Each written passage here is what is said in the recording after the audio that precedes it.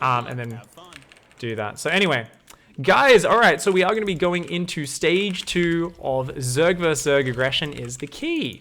And stage 1 was all about just trying to kill your opponent with the ling bane timing. Stage 2, same opening, same pressure, but it's all about actually transitioning into the roach phase and then trying to go completely all in with roaches. So it's still not a proper macro game. We're not really reacting with this aggressive play. We're still playing a very just straight up aggressive style and trying to smash our opponent with it. Now, because we want to play very front on, I'm actually going to take that middle third. I'm still very undecided about thirds. Because I play so many different matchups, it's a little bit unclear sometimes. I'm like, oh, in TVT, I really want this third, but I think when I want to be aggressive, I like to take the middle third. So I think for Zerg vs. Zerg, it makes perfect sense to take that middle third. So the whole point with this, guys, is to kill my opponent with a roach timing. As always, though, all about the details. Second Overlord goes down there, checking for an early pool. We're going hatch gas pool here. I am building my pool just slightly late, as I did build one extra drone. Normally that would be a 17 pool. As long as he's not all-inning, that changes almost nothing. Almost nothing. We're going to pull one drone off minerals, put him on the gas as well, so that we have 3 on gas pretty much as soon as it finishes. Because he's already been replaced by the drone that's about to pop, we then build an Overlord on 19. We want to put that Overlord out towards the center of the map. So this Overlord down here, we're already queuing that up to move into position. And yeah, this should be good. Droning up still at home. We've rallied our bases to our natural. As soon as the pool finishes, of course, it'll be 4 Zerglings and 2 Queens, which is how I like to do this. Dun, dun, dun. All right. So I will shout out your questions in chat, guys. I'll answer them while doing the replay analysis. Got to be very focused for this moment. And we're already going to rally a drone over to the third to pop that down. So with this, we're still going for the same ling bane pressure as last game. But last game, it was an all-in. We never stopped building ling banes. This time, it's going to be a little bit different. So he's already built 4 Zerglings. So this is going to be interesting. We're going to kind of skirmish a little bit here, and I need to be really careful. I'm going to actually pull those Zerglings back, because right now I'm busy injecting, putting down my third hatchery. I don't have the APM to micro them. Now I've put those down. Now I have the APM to micro them. I went a little bit far forward with my...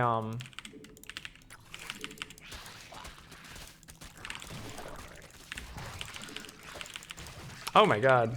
That was a little bit messy there. Of course, he does have the ping advantage, unfortunately. They're attacking your base, you know. And, went too far forward with my Overlord. Fuck my life. Okay. Looks like we got another fucked up game. It's fine. I'm going to show you guys how to play even with a mistake. So this time, even though I've made a mistake, things have not gone right. I fucked up my Overlord positioning there.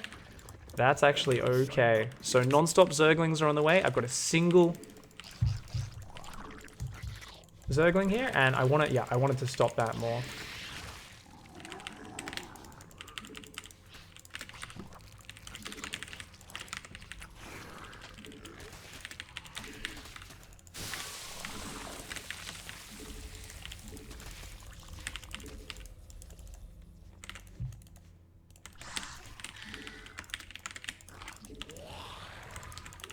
Your warriors have engaged the enemy.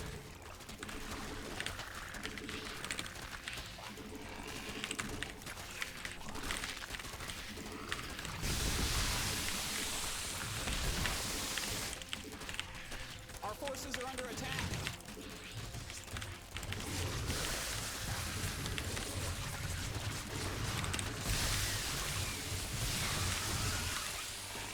Your forces are under attack. They're attacking your base now. A new queen has emerged. You're engaging the opponent.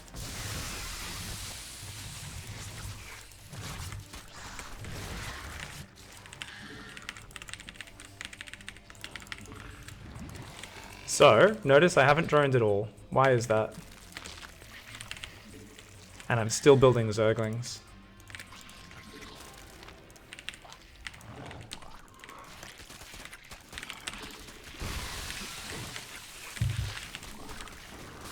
because I've got to keep the fighting on his side of the map. So only now that the fighting is on his side of the map,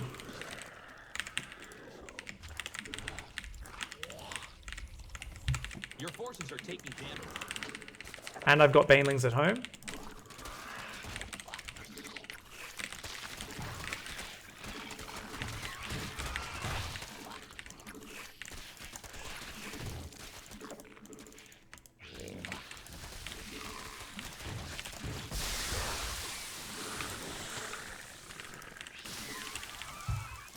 You're under attack. Siege up. And because I don't have...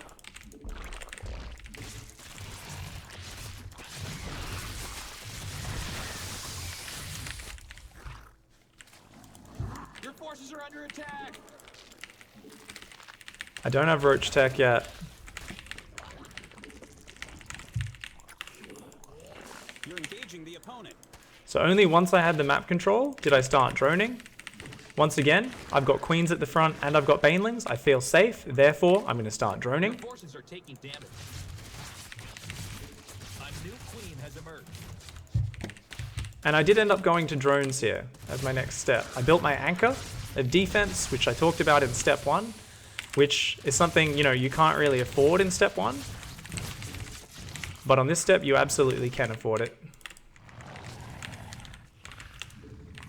And you can see here, I'm at 2 bases saturated with 2 gases. I'd often stop a few less drones than that.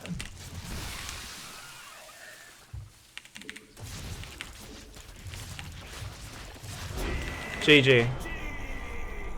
Okay, guys, so this was me transitioning to the roach stage, and this is not me doing a perfect all-in.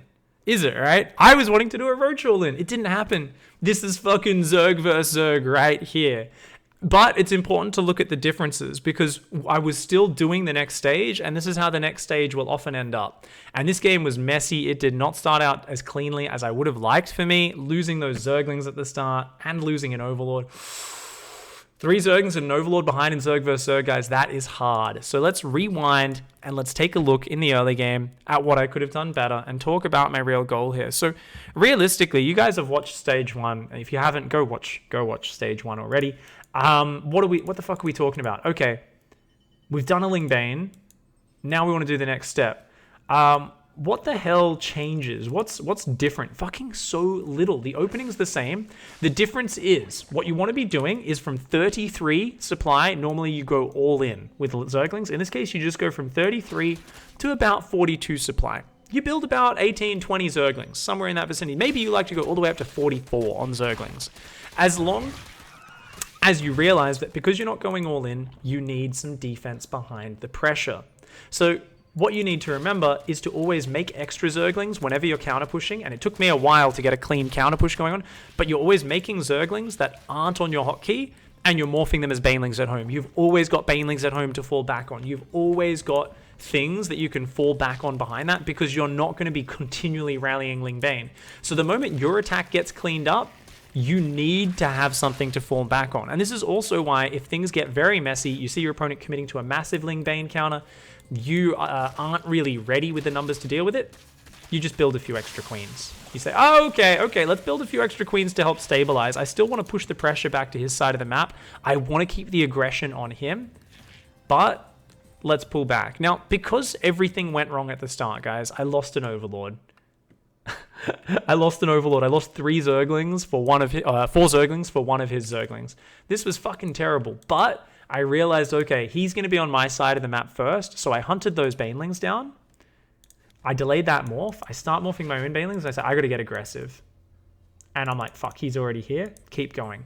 Immediately, I'm going to control group steal these Zerglings onto a separate hotkey, and I'm just going to A-move them onto his third, while trying to just morph as many banelings as possible here, and I say, okay, I'm up shit creek without a paddle. Now, normally, you should never end up in this situation, having to pull all your queens, having to desperately morph banelings while doing a desperate counterattack, unless Or sorry, not unless, until your attack fizzles out. Normally you do your ling bane pressure, and it's only as that's fizzling out, we're like, oh shit, he built a lot of ling bane, he's counterattacking. Get the queens down here, make lings, make banes, maybe counterattack with a few zerglings I got on the map, but you're basically trying to, the zerglings on the map are just to stop him being able to micro perfectly on the front. And you're pulling the queens because you've already done damage at his base. In this case, I didn't get to do damage, but we still get to see that same scenario of when your ling bane fizzles out, how do you stabilize? You should be ahead in drones at these stages. You won't always be, because sometimes your opponent just defends really well. Sometimes they're really on point.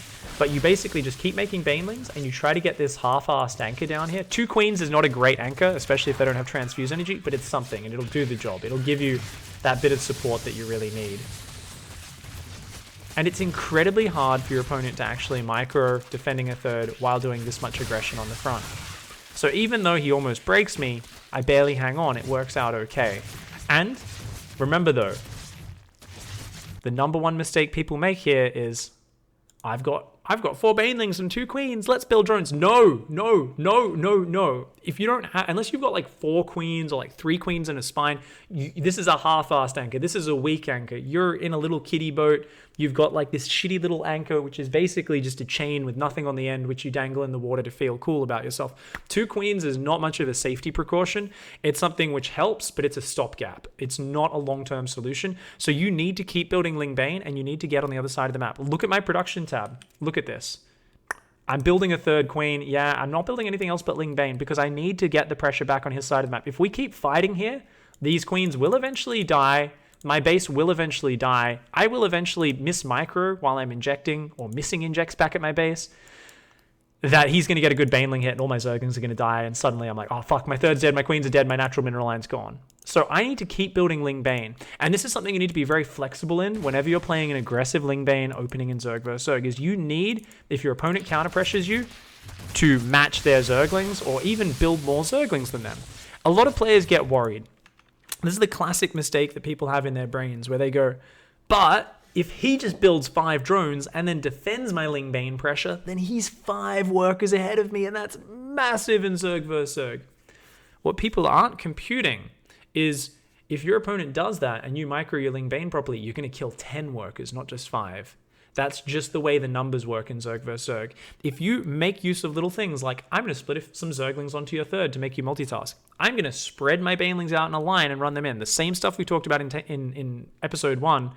You're going to be able to get in their base and you're going to be able to massacre their workers. So realistically, someone, if they want to drone hard, they can only do that after they invest in a real anchor. A whole bunch of queens and banelings at the front. And why don't people do that? Why is that bad? Because the fast 3rd base is so vital here in Zerg vs Zerg. If you don't have that fast 3rd, you're screwed. And guess what?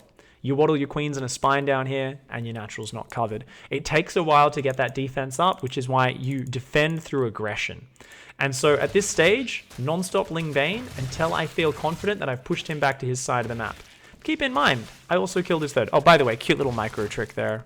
This is really funny whenever you pull this off. So I realize he's got too many units. If I just click on a drone, if I shift click the drones, I may get 1 drone before I lose all my zerglings. Instead, what I'm going to try to do is pull off the back 2 or 3 zerglings. I end up getting all 4, unfortunately, and click them away. Because his units are on A move, they will simply follow those units. And if he's not watching, you can often, you see the zerglings then, they're not paying attention. And your other zerglings have a chance to run in the mineral line. If you've got about 20 zerglings, you pull him away with just 3 or 4 zerglings like that, you can often kill a whole mineral line while your opponent assumes his A-moved zerglings will be doing the job. But they're actually not, and he's looking elsewhere, trying to catch up on his macro. So now, finally, I'm pushing back out with more Ling Bane. Why still have I not started droning? Am I going all in right now? No, I'm adapting to the messy game that I am in. Right now, I know I've killed his 3rd base, and I know putting pressure on will be good, but more importantly, I know I didn't really have map control there. I need to get out, and now, look at this moment, guys. I get to his side of the map, and this is the moment where I start building drones, because I say I have space now. If you push out suddenly with 60 zerglings, and I've only got 20 and a few banelings outside your base, I've got time to not only try to get some good baneling hits as you counterattack, but I got time to run home, add more defense, get my banelings in position, prepare. And behind this, as always, guys, you always leave banelings at home. whenever you're playing a non-all-in style. If you're going all-in, you can skip that because you're rallying units endlessly, your reinforce will keep you safe. But the moment you're droning and you don't have banelings at home, what if he snuck 10 Zerglings out? They came around the side of the map and they like run in here, there's no banelings, and they just run in there. They could kill every single drone.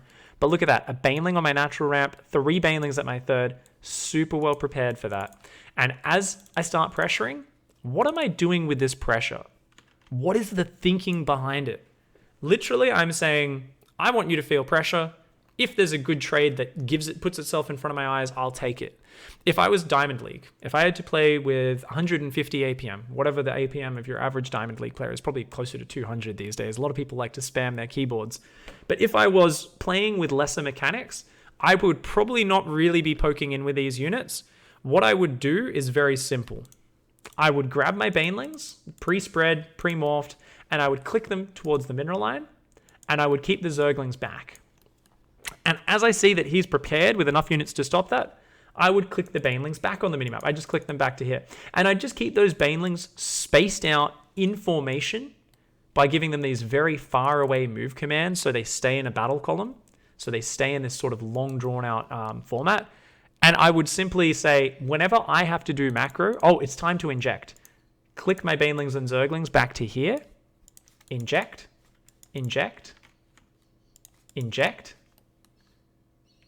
Build some units, build some overlords. I'm supply block, let's build some overlords. Okay, my units have run back to here and here. Send them back in. And what you're doing there is you're dictating where the APM goes at what times, right? And this is the power of aggression. If you are on their side of the map, at any moment, if you need to look away from the fighting, you can click your units home and it gives you 20 seconds where your units are the same speed. They're not going to do anything to you. There's no way you're going to accidentally have a baneling run into your army. And this is so important in ling bane battles. So many people don't understand how to prioritize that, right? So just run home. I've got time to drone. I've got time to build overlords. I've got time to get up towards that roach push. So that's what you end up doing. You dictate that, and then you say, oh, I've got APM to pressure. Let's go pressure. Let's micro at the front. Let's do all these fancy little things down here. And this works out so friggin' well if you do it properly, because your opponent's mismacroing. Look, right now, what does he see? He sees a dedicated attack. He goes, oh shit, my mineral line's under threat. Now, obviously, he's in a bad position this game, guys. Don't get me wrong. I'm way ahead at this point. But you're putting on so much pressure. Even if it's in an even game, you'll see the defensive player missing injects. You'll see them like panicking over here, putting all their attention on the front.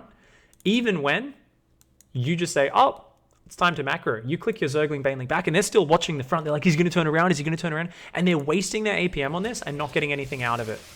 Obviously, I often don't turn my units around for very long. I pull them back just a little bit because I have enough mechanics. So usually I'm okay to just play it that way and it'll work out completely fine. And he actually tries to run past here. And I just say, you know what? Sure, you're gonna run past. A lot of players get too focused on like, oh, I've got to take a good engage.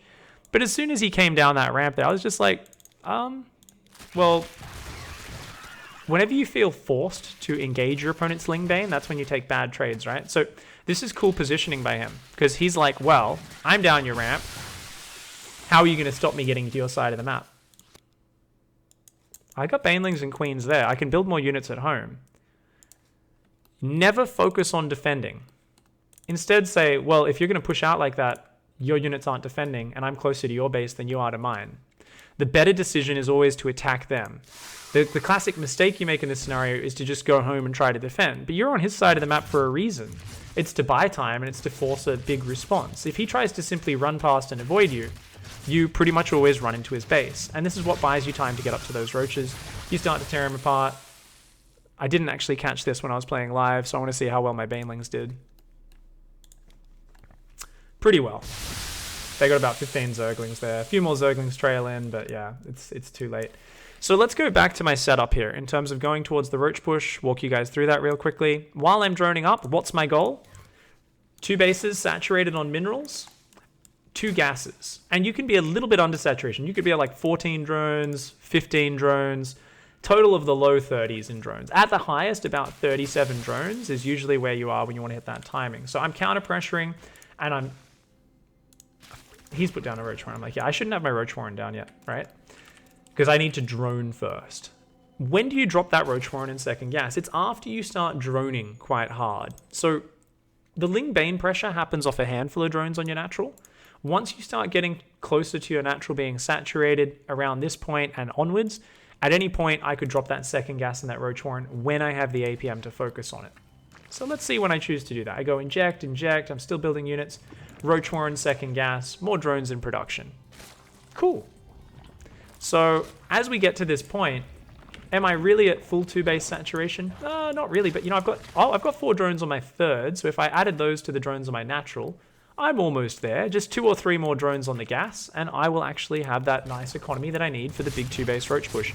And from here, all I would do is mass about 10 to 15 roaches, bunch of zerglings and banelings behind it. Maybe not banelings, maybe spend the gas on ravages, depending on what you're facing. It's up to you. And go try and kill your opponent. And that is stage 2 of the build. It's weird for a lot of people. I know a lot of you are very visual learners who are like, but you didn't do the roach push. How can you make a video about the roach push without doing the roach push? A lot of the time, it's not about the roach push. The roach push is so straightforward. You fucking make units and you A-move them. There's not much fancy micro to it. Just try not to get supply blocked. Make your roaches. Make your speedlings after your roaches because they're faster. They'll catch up. Hit your push. Punch your opponent in the face. Knock him out. The hard part, though, is keeping the ling bane pressure up while macroing behind it. And that's why this is the perfect video to talk about that. So hopefully you guys enjoyed that. Let me see if there's any questions in chat. I know there was a few before. How about playing against 2-base Zergs who wall off their natural with, say, a Roach Warren, an Evo, and a Spine, says Bullia. Playing against gasless Zerg versus Zerg, those players give up all chance of being aggressive because they don't take Zergling speed. With those guys, you can definitely just drone a lot harder and just have a bigger economy and overwhelm them with numbers. You can still often hit. You can follow this exact game plan like 90% of the time, even in GM. I would just break their wall and do heaps of damage with the Ling Bane and finish them with the Roach Push. And I'm like, this shouldn't be good against what you're doing, but it worked. So definitely, you know, that's a very special situation. That player gives up mobility. They also give up the third base for a very long time. So you can always play very greedy against someone who does that. That's not really playing Zerg versus Zerg. That's someone who's trying to play like a Protoss. They're like, I'm going to wall off and make better units, you know? So you play a very different game and you really need to shift gears against that. Bullia says, can queens be the defensive anchor you're looking for behind the initial aggression? Yes, 100%. Thank you so much for the good questions, guys. If your opponent expands, should you attack or build up your economy, and why? Says ZzExp. Doesn't really matter. Doesn't really mean anything. Whether they expand. Much more complicated question than that, ZzExp, is you need to understand the game state. You should definitely go check out my daily on that and see how it is. So guys, that ends episode 2 of this. Let's go in and make episode 3. Alright.